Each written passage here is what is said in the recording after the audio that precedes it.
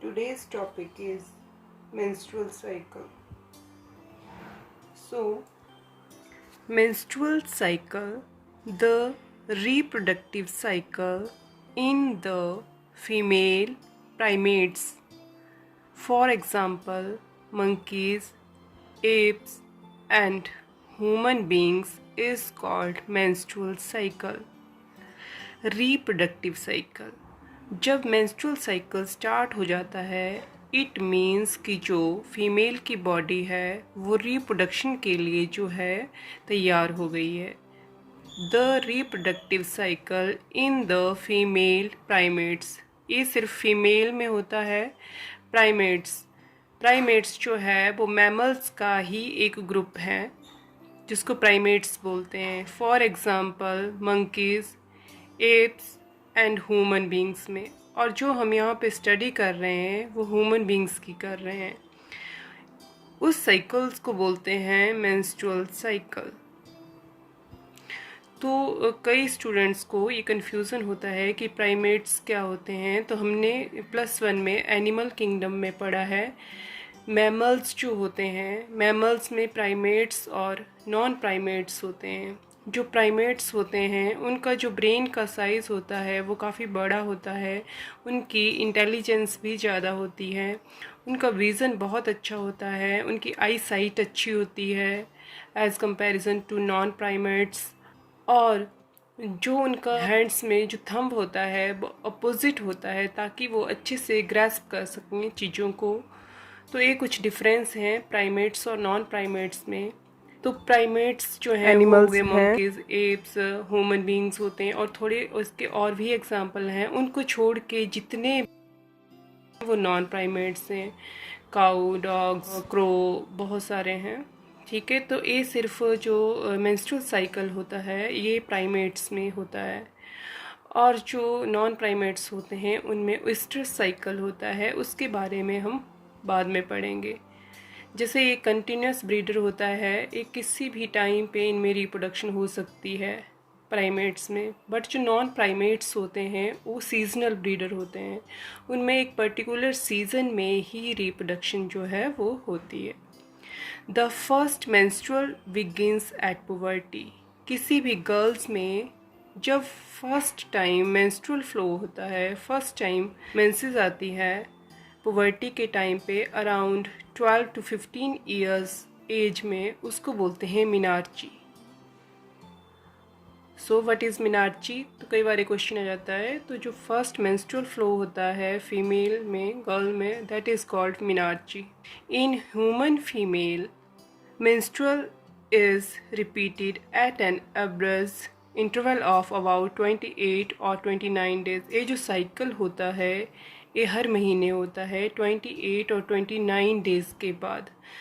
ये जो है वो एक एवरेज है, मतलब जो नेचुरली होता है 28 और 29 डेज़ का होता है। बट कईयों में जो है वैरी भी कर सकता है। कई फीमेल्स में 25 डेज़ का होता है, कईयों में 30 का होता है, कईयों में 35 का होता है। बट हम यहाँ पे जो लेके चल रहे हैं दैट इज़ 28 और 29 days. And the cycle of events starting from one menstruation till the next one is called the menstrual cycle. मान लो मेंस्ट्रुएशन साइकिल का जो फर्स्ट डे होता है और उसके बाद नेक्स्ट मेंस्ट्रुअल साइकिल का जो फर्स्ट डे होता है, उन दोनों के बीच का जो पीरियड होता है उसको बोलते हैं menstrual cycle. One ovum is released, जैसे हमने पहले पढ़ा है कि ओवरी से ओवम जब रिलीज होता है उस प्रोसेस को बोलते हैं ओव्यूलेशन। तो वन ओवम, एक एग जो है वो रिलीज होता है during the middle of each menstrual cycle. Menstrual cycle के मिडल में 14th डे पे जो है ओवुलेशन होती है, ओवरी से एग रिलीज होता है। इसके आगे की जो प्रोसेस है वो हम डायग्राम से अंडरस्टैंड करेंगे। तो अभी इसका जो नेक्स्ट पार्ट है वो हम अंडरस्टैंड करेंगे इस डायग्राम से।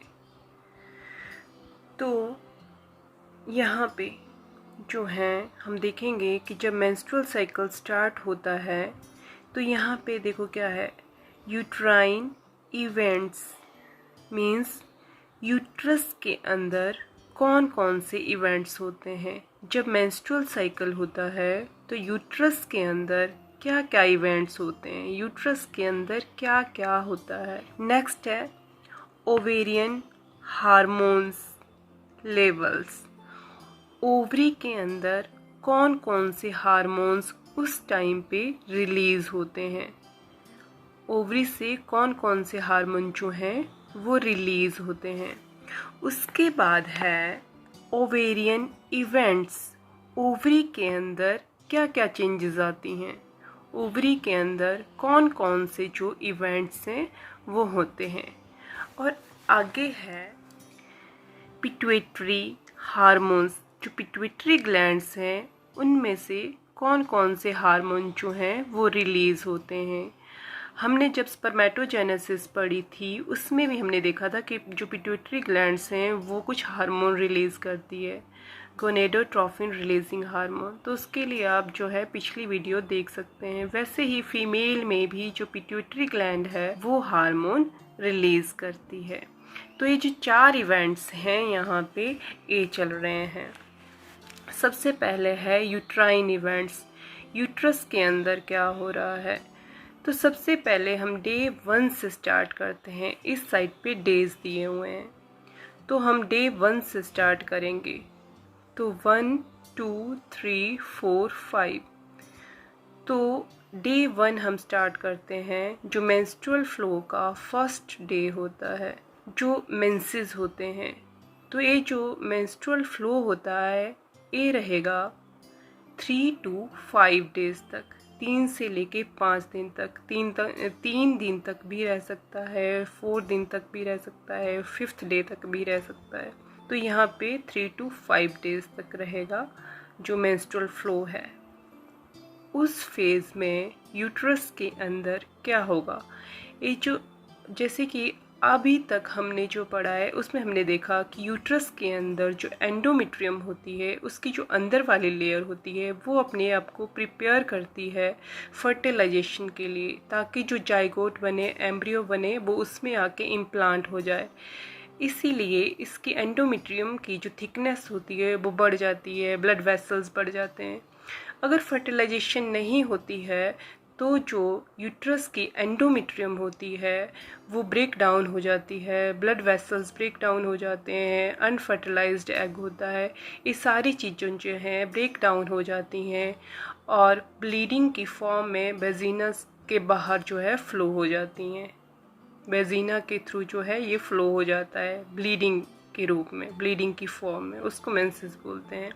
तो यहाँ पे जो है यूट्रस के अंदर जो एंडोमेट्रियम है, अनफर्टिलाइज्ड एग है, जो चीज़ें अब नहीं चाहिए क्योंकि फर्टिलाइजेशन नहीं हुई है, तो ये सारी चीज़ें जो है ब्रेक डाउन हो जाएंगी और बाहर निकल जाएंगी। तो ये हो रहा है यूट्रस में 5th डे तक। इसको हम ऐसे लाइन लगा के देख सकते हैं। ये यहाँ ये जो इवेंट्स हो रहे हैं ये 5th डे तक हैं। तो यहाँ पे हम अभी मेंसेस की बात कर रहे हैं, मेंस्ट्रुअल फ्लो की बात कर रहे हैं। तो हम यहाँ पे अभी 5th डे तक देखते हैं कि क्या क्या होता है। हमने देख लिया कि यूट्रस के अंदर क्या होता है। उसके बाद 2nd नंबर पे है ओवेरियन हार्मोन लेवल। तो जिस टाइम पे जो है मेंस्ट्रुअल फ्लो हो रहा है तो ओवरी के अंदर जो हार्मोन्स हैं उनका लेवल क्या है, तो इस टाइम पे जो प्रोजेस्टेरॉन और एस्ट्रोजन हार्मोन हैं ये जो हैं लो लेवल पे हैं, ठीक है, लो लेवल पे हैं। और उसके बाद नेक्स्ट है ओवेरियन इवेंट्स। ओवरी के अंदर क्या चल रहा है, ओवरी में क्या हुआ कि जो एग रिलीज़ हुआ वो तो निकल गया बाहर मेंसेस में। अब जो नेक्स्ट फॉलिकल है oogenesis में हमने primary follicle, secondary follicle, tertiary follicle, Graafian follicle सारा कुछ पढ़ा है। आप वो वाली वीडियो देख सकते हैं अगर आपने नहीं देखी है तो वहाँ पे हमने पढ़ लिया है। तो नेक्स्ट जो फॉलिकल है वो बनना स्टार्ट हो जाएगा ओवरी में। अब नेक्स्ट वाला जर्मिनल एपिथेलियम में है नेक्स्ट फॉलिकल बनना स्टार्ट हो जाएगा। तो ये डेवलपिंग फॉलिकल है। पहले ये जर्मिनल एपिथेलियम है, इसमें माइटोसिस होगी, फिर प्राइमरी फॉलिकल बनेगा। जो ग्रैनुलोसा सेल्स हैं वो इंक्रीज़ होते जाएंगे, ठीक है। तो फॉलिकल डेवलप होना स्टार्ट हो जाएगा नेक्स्ट साइकिल के लिए। क्लियर। और उसके बाद आगे है पिट्यूटरी ग्लैंड।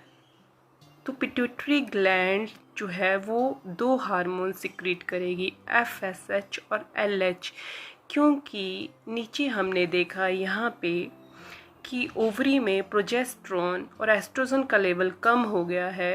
तो प्रोजेस्टेरोन का लेवल कम होने की वजह से जो पिट्यूटरी ग्लैंड है वो स्टिमुलेट हो जाती है और वो रिलीज़ करती है FSH and LH hormone, follicle stimulating hormone और LH ल्यूटिनाइजिंग हार्मोन। जैसे कि FSH और LH का लेवल जो है वो अब इंक्रीज़ होना धीरे धीरे स्टार्ट हो जाएगा। क्लियर। FSH और LH, जो ये ब्लू वाली लाइन है ये LH ल्यूटिनाइजिंग हार्मोन के लिए है, जो FSH है वो फॉलिकुलर स्टिमुलेटिंग हार्मोन के लिए है। अब आगे ये हो गया मेंस्ट्रुअल फ्लो जब तक है, 1 to 5th डे तक हमने लिया है।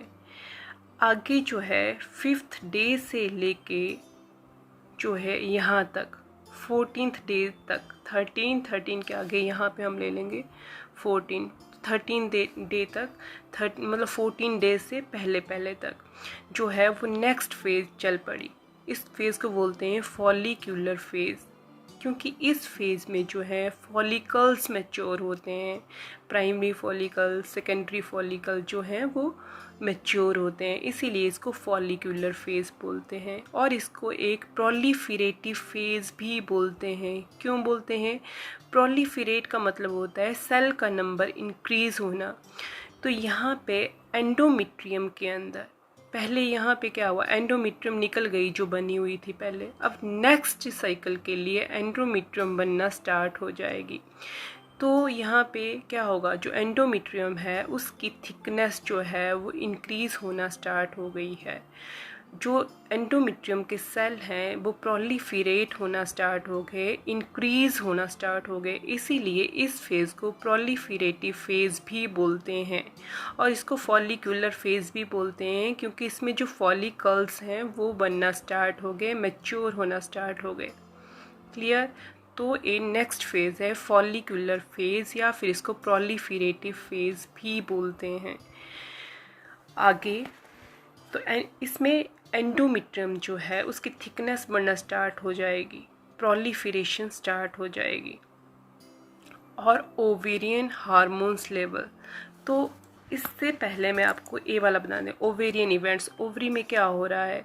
अब देखो इसके बाद ये फॉलिकल जो है वो इंक्रीज़ हो गया, प्राइमरी फॉलिकल, उसके बाद सेकेंडरी फॉलिकल, फिर टर्शरी फॉलिकल, फिर इसके अंदर कैविटी बन गई, ग्राफियन फॉलिकल बन गया।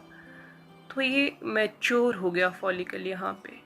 ये क्यों होता है, यहाँ पे जो पिट्यूटरी ग्लैंड है उसने 2 हार्मोन रिलीज़ किए, FSH और LH।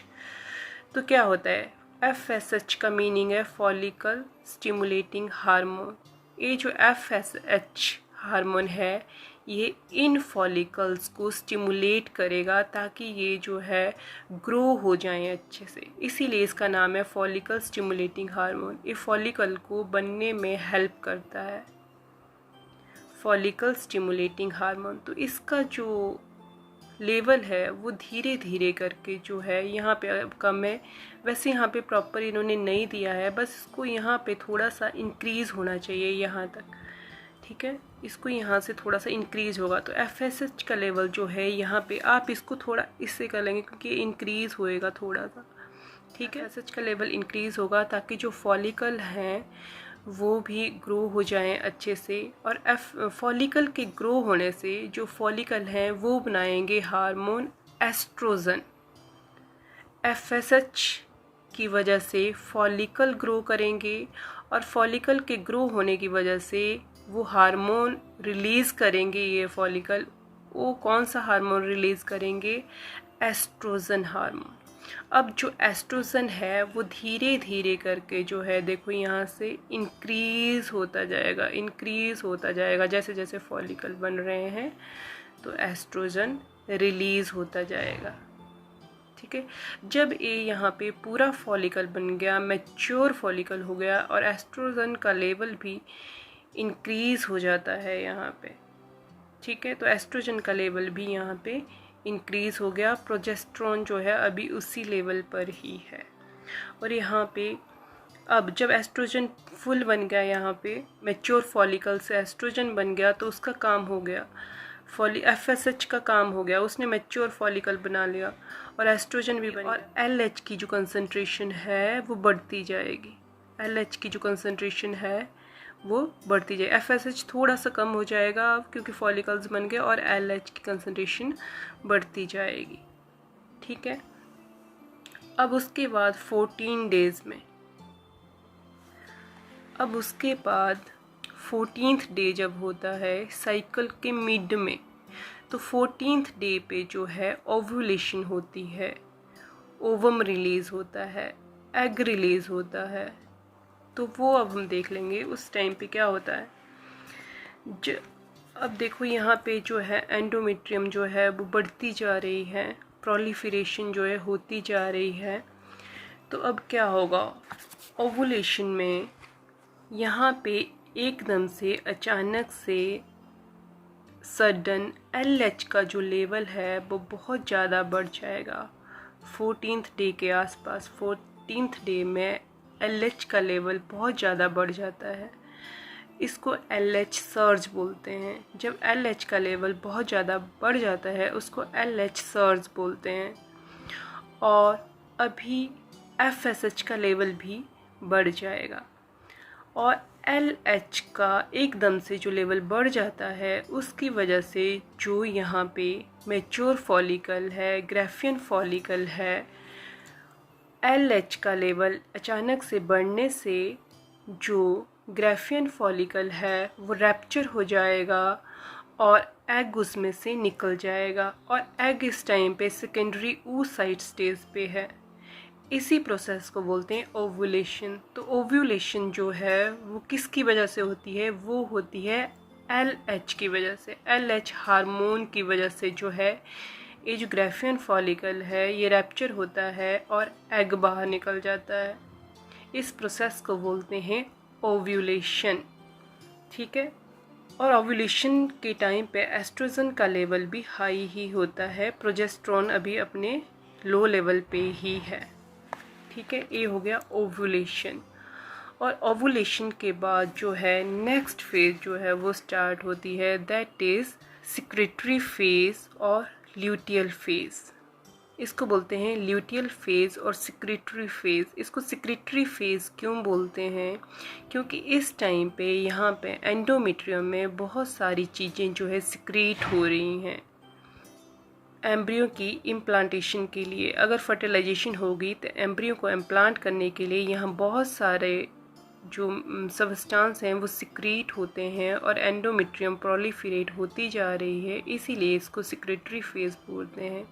और इसको ल्यूटियल फेज भी बोलते हैं। तो इसको ल्यूटियल फेज जो है वो क्यों बोलते हैं, इसका भी एक रीज़न है। यहाँ से एग बाहर निकल गया, ओवुलेशन हो गई, और बाद में ये जो स्ट्रक्चर बच गया है खाली, जो ग्राफियन फॉलिकल खाली बच गया है, अब क्या होगा, ये जो ग्राफियन फॉलिकल है वो आगे जाके ग्राफियन फॉलिकल से एक और येलो कलर का एक स्ट्रक्चर बन जाता है। इस स्ट्रक्चर का नाम है corpus luteum, developing corpus luteum. ये जो येलो कलर का बन जाता है, जो एम्प्टी ग्राफियन फॉलिकल है उससे कॉर्पस ल्यूटियम बन जाता है। कॉर्पस ल्यूटियम नाम है इसका, इसीलिए इस फेज़ को ल्यूटियल फेज़ भी बोलते हैं। और ये कॉर्पस ल्यूटियम का काम क्या होता है, कॉर्पस ल्यूटियम का काम होता है ये एक हार्मोन सिक्रेट करता है। उस हार्मोन का नाम है प्रोजेस्टेरोन। ये वाला हार्मोन जो अभी तक अपने लो लेवल पे चल रहा था, एकदम से जो है वो इंक्रीज़ होना स्टार्ट हो गया, अब इंक्रीज़ हो जाता है। इस फेज़ में, सिक्रेटरी फेज़ में ये इंक्रीज़ हो जाता है। तो ये जो है कॉर्पस ल्यूटियम, ये प्रोजेस्टेरोन को जो है सिक्रीट करता है। उसके बाद ऊपर हम देखेंगे FSH, और जो LH का लेवल था ओवुलेशन के बाद वो लेवल भी ड्रॉप होने लग जाता है। कम होने लग जाता है, लो होने लग जाता है।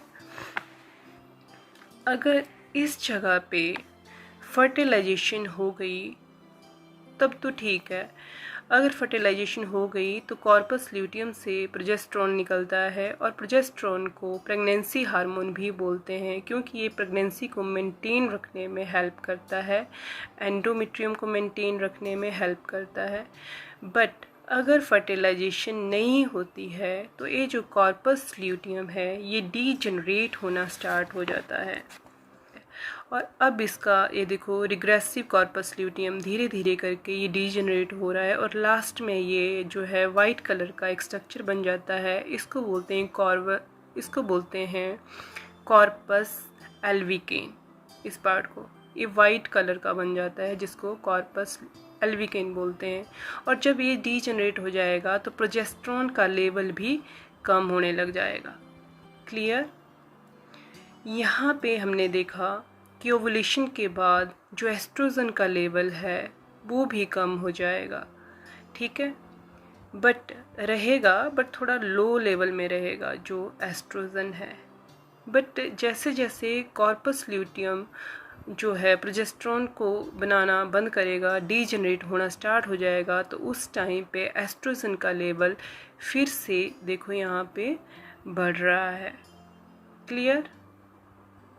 और एस्ट्रोजन और प्रोजेस्टेरॉन दोनों ही चाहिए होते हैं जो प्रेगनेंसी को मेंटेन करने के लिए। प्रोजेस्टेरॉन ज़्यादा ज़रूरी है और एस्ट्रोजन की भी कुछ मात्रा जो है वो चाहिए होती है। तो कॉर्पस ल्यूटियम जो है प्रोजेस्टेरॉन को बनाएगा और प्लस एस्ट्रोजन को भी, वो जो ये कॉर्पस ल्यूटियम है वो प्रोजेस्टेरॉन को सिक्रीट करेगा, प्लस ये एस्ट्रोजन को भी थोड़ा थोड़ा जो है प्रोड्यूस करेगा, ठीक है। उसके बाद ये जो है ये है सिक्रेटरी फेज। तो अब क्या हुआ, फर्टिलाइजेशन नहीं हुई तो अब क्या होगा, प्रोजेस्टेरॉन का लेवल गिरने लग गया, प्रोजेस्टेरॉन जो है वो कम होने लग गया, क्योंकि अब इसको मेंटेन रखने की कोई ज़रूरत नहीं है, क्योंकि प्रेगनेंसी नहीं हुई और एंडोमेट्रियम की भी यहाँ पे कोई ज़रूरत नहीं है। तो क्या होगा, प्रोजेस्टेरॉन का लेवल गिरने लग गया क्योंकि कॉर्पस ल्यूटियम ख़त्म हो गया। तो हमने देखा था स्टार्टिंग में प्रोजेस्टेरॉन का लेवल जब कम हो जाता है तो क्या होता है, तो मेंस्ट्रुएशन फ्लो होता है, मेंसेस का फ्लो होता है। फिर ये जो स्टार्टिंग का फर्स्ट में हमने पढ़ा था मेंस्ट्रुअल फ्लो, वो दोबारा से साइकिल स्टार्ट हो जाएगा। यहाँ पे क्या हुआ, प्रोजेस्टेरॉन और एस्ट्रोजन का लेवल कम होने लग जाएगा स्टार्टिंग की तरह ही।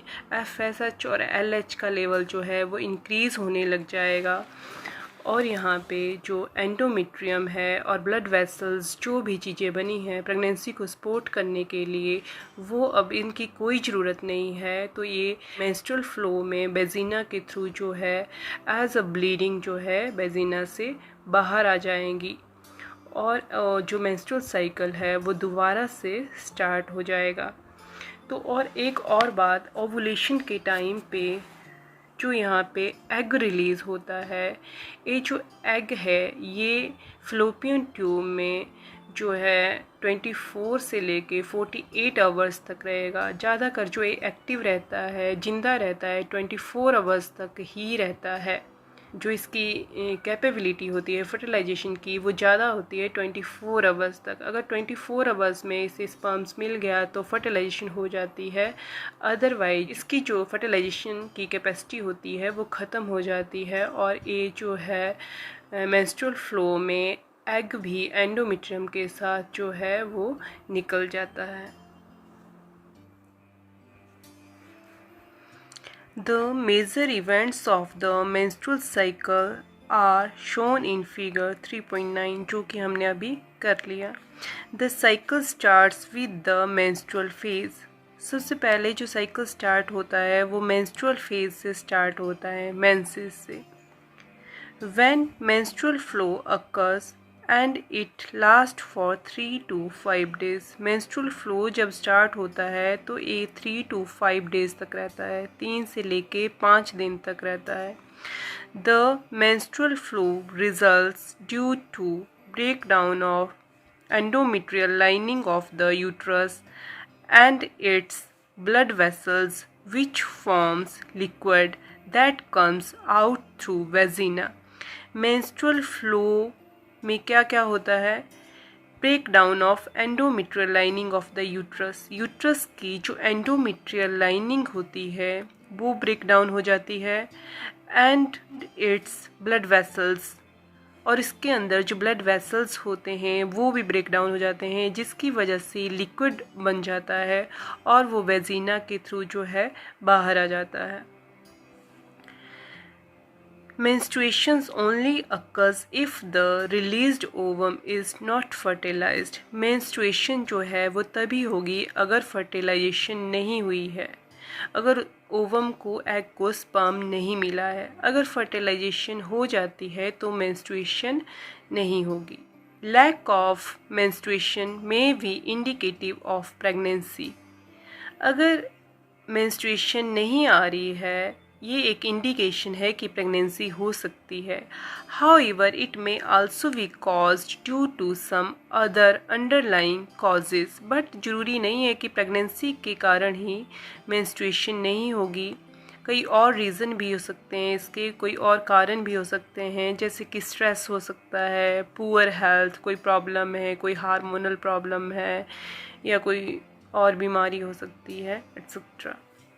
The menstrual phase is followed by the follicular phase. Menstrual phase के बाद स्टार्ट होती है follicular phase, जिसमें follicles बनते हैं। During this phase इस phase में क्या होता है? The primary follicle in the ovary grows to become a fully mature Graafian follicle, and simultaneously the endometrium of uterus regenerate through proliferation. The menstrual phase is followed by the follicular phase. Menstrual phase के बाद जो अगली phase है that is follicular phase. During this phase the primary follicle in the ovaries grow to become a fully mature Graafian follicle. इस phase में क्या होता है, जो प्राइमरी फॉलिकल होता है वो ग्रो होता है, फिर वो सेकेंडरी फॉलिकल बनता है, फिर वो मैच्योर ग्राफियन फॉलिकल बनता है इस फेज़ में। इसीलिए इस फेज़ को फॉलिकुलर फेज़ बोलते हैं, क्योंकि फॉलिकल जो है वो मैच्योर होता है इस फेज़ में। एंड साइमल्टेनियसली, इसके साथ साथ और क्या होता है, the endometrium of uterus regenerate through proliferation. जो यूट्रस की लेयर होती है एंडोमेट्रियम, वो भी साथ में प्रोलिफरेट हो रही है, उसका जो साइज़ है वो इंक्रीज़ हो रहा है, उसकी जो थिकनेस है वो इंक्रीज़ हो जाती है, और उसका जो सेल का नंबर है वो भी इंक्रीज़ होता रहता है। These changes in the ovary and the uterus are induced by changes in the level of pituitary and ovarian hormone. Ovary और यूट्रस के अंदर ये जो चेंजेस आती हैं ये पिट्यूटरी और ओवेरियन हार्मोन्स के कारण आती है। पिट्यूटरी और ओवरी से जो हार्मोन रिलीज़ होते हैं उनके कारण ओवरी और यूट्रस में जो चेंजेस होती हैं वो उसके कारण होती हैं। The secretion of gonadotrophin hormone कौन से हैं? LH and FSH. LH and FSH, luteinizing hormone and follicle stimulating hormone, increases gradually during the follicular phase. Follicular phase के टाइम जो ल्यूटिनाइजिंग हार्मोन है और FSH हार्मोन है उसका लेवल जो है वो धीरे धीरे इंक्रीज़ होता रहता है, and stimulate follicular development as well as secretion of estrogen by the growing follicle. तो LH और FSH का जो लेवल है वो इंक्रीज़ होता रहता है, उसके कारण जो फॉलिकुलर डेवलपमेंट है वो भी स्टिमुलेट हो जाती है। प्राइमरी फॉलिकल, सेकेंडरी फॉलिकल, मतलब फॉलिकल जो हैं वो ग्रो होते रहते हैं, और उसके साथ साथ जो फॉलिकल ग्रो होते हैं उनसे एस्ट्रोजन हार्मोन जो है वो रिलीज़ होता रहता है, इसीलिए एस्ट्रोजन का लेवल जो है वो भी बढ़ता रहता है। Both LH and FSH attain a peak level in the middle of cycle about 14th day.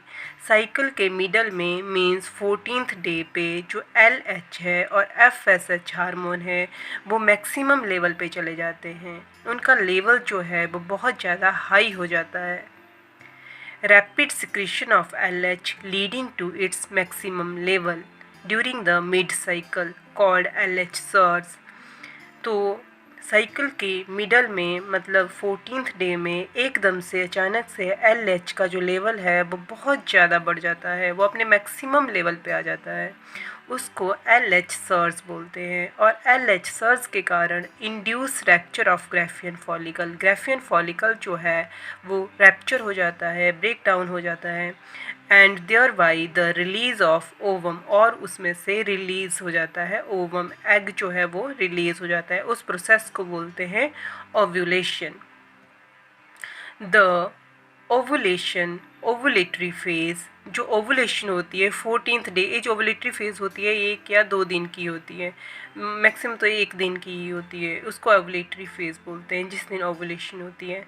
And it is followed by the luteal phase, जिसमें कॉर्पस ल्यूटियम बनता है, by the luteal phase, during which the remaining part of the Graafian follicle transform as the corpus luteum।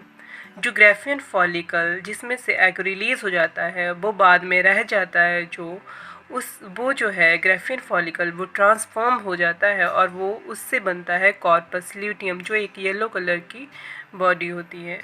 The corpus luteum secrete large amount of progesterone which is essential for maintenance of the endometrium. Corpus luteum से एक hormone release होता है बहुत ज़्यादा मात्रा में, उसका नाम है प्रोजेस्टेरॉन, और वो जो है एंडोमेट्रियम को मेंटेन रखने के लिए बहुत ज़्यादा ज़रूरी होता है। इसीलिए प्रोजेस्टेरॉन को प्रेगनेंसी हार्मोन भी बोलते हैं, क्योंकि ये प्रेगनेंसी को मेंटेन करने में हेल्प करता है और एंडोमेट्रियम को मेंटेन करने में हेल्प करता है।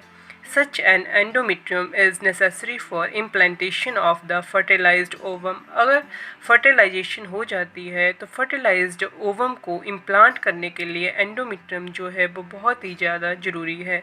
And other events of pregnancy, और प्रेगनेंसी के दौरान जो भी इवेंट्स हैं उनके लिए जो है एंडोमेट्रियम बहुत ज़्यादा ज़रूरी है। During pregnancy all events of the menstrual cycle stop. अगर प्रेगनेंसी हो जाती है तो मेंस्ट्रुअल साइकिल जो है वो स्टॉप हो जाएगा, and there is no menstruation, और वहाँ पे मेंस्ट्रुएशन नहीं होगी। In the absence of fertilisation, अगर फर्टिलाइजेशन नहीं होती है, द कॉर्पस ल्यूटियम डीजनरेट, तो कॉर्पस ल्यूटियम जो है वो डीजनरेट हो जाएगा धीरे धीरे। This causes disintegration of the endometrium. तो कॉर्पस ल्यूटियम के डीजनरेट होने से प्रोजेस्टेरॉन भी जो है वो कम होने लग जाता है, उसका लेवल जो है वो फॉल हो जाता है, और उसकी वजह से जो एंडोमेट्रियम है वो भी डिसइंटीग्रेशन हो जाती है, वो भी डीजनरेट हो जाएगी, और जिसकी वजह से लीडिंग टू मेंस्ट्रुएशन जो है वो मेंस्ट्रुएशन फ्लो हो जाएगा, मार्किंग ए न्यू साइकिल, और न्यू साइकिल जो है वो स्टार्ट हो जाएगा। In human beings menstrual cycle ceases around 50 years of age. Human female में menstrual cycle around 50 year age की जब फीमेल हो जाती है, 45 to 50 ईयर्स की हो जाती है फीमेल, तब मेंस्ट्रुअल साइकिल जो है वो स्टॉप हो जाता है, बंद हो जाता है। दैट इज़ उस को बोलते हैं menopause. Cyclic menstruation is an indicator of normal reproductive phase. Cyclic में अगर मेंस्ट्रुएशन पूरे टाइम पे आता है और हर महीने आता है तो it is an indicator of normal reproductive phase, की नॉर्मल है, रिप्रोडक्शन हो सकती है बॉडी में। And extend between menarche and menopause, और मेनार्ची और मेनोपॉज के बीच का जो टाइम है वो मेंस्ट्रुएशन फेज है, मतलब वो मेंस्ट्रुएशन है। And extend between menarche and menopause, और ये जो मेंस्ट्रुएशन होती है ये मेनार्ची और मेनोपॉज के बीच का टाइम होता है जिसमें मेंस्ट्रुएशन होती है। तो ये मेंस्ट्रुअल साइकिल जो है वो कंप्लीट हो गया है। अब आप इसको प्रॉपरली रिवाइज कर लेंगे। अगर आपको कोई प्रॉब्लम है, अगर आप कुछ पूछना चाहते हैं तो आप कमेंट करके बता सकते हैं। Like, share and subscribe my channel. Thank you.